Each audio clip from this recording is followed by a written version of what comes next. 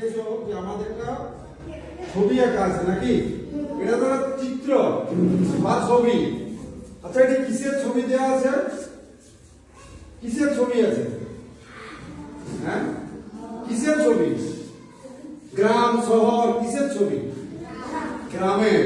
তাহলে গ্রামে আমরা জানি কি বাড়ি হয়? মাটির বাড়িও থাকে, আবার কি থাকে? পাকা বাড়িও থাকে।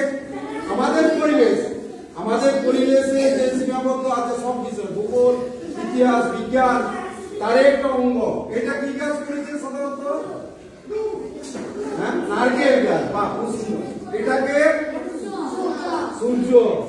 তাহলে একটা, আর এখানে কি উঠছে? পাখি। কি পাখি? এরা গোলাকার দল, এক সার বাঁধে যায়। কিভাবে যায়?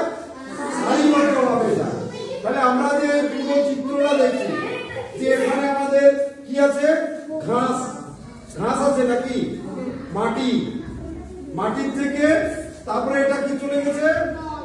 হ্যাঁ, নদী। কি নদী? এটা একটা নদী চলে বয়ে গেছে নাকি? এখানে কি গাছ আছে?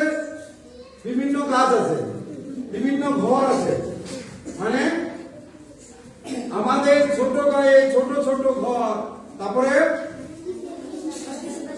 হাকি সেতা মিলেমিশে নাহি কেহ পর। আমরা সকলে কি ভাই ভাই, একে অপরের আমরা সহযোগিতা করি, আমরা পারস্পরিক হাত বাড়িয়ে দিই। কেউ কোনো দুর্ঘটনা করলে আমরা তাকে নিয়ে যাই নাই? হ্যাঁ, তাহলে আমাদের এই যে জিনিস, আমরা গ্রামের মধ্যে, আমাদের ছোট গ্রাম মায়ের সমান।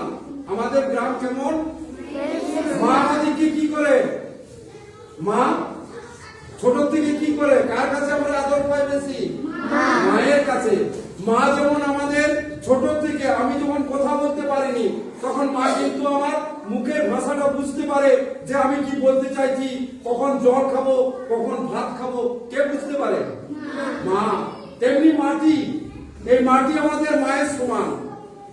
মাটিকে আমরা যদি সঠিকভাবে তার পরিচর্যা করে সেখানে আমাদের বিভিন্ন খাদ্য উৎপাদন করতে পারি, তাহলে মাটি কিন্তু আমাদেরকে কোনোদিন ফিরিয়ে দেবে না। মাটি দুয়াত করে আমাদের জন্য সকল ফসল দেবে। কে দেবে? কোথা থেকে পায়? তাহলে মাটি আর মা দুটোই কিন্তু সমান ভালোবাসা দেয় আমাদেরকে। কাদিকে দেয়? আমাদের। তাহলে আমাদের কি করতে হবে? আমাদের এই যে ছোট গ্রাম, এই গ্রামে আমরা সকলেই একে অপরের পরিপূরক। ঠিক আছে?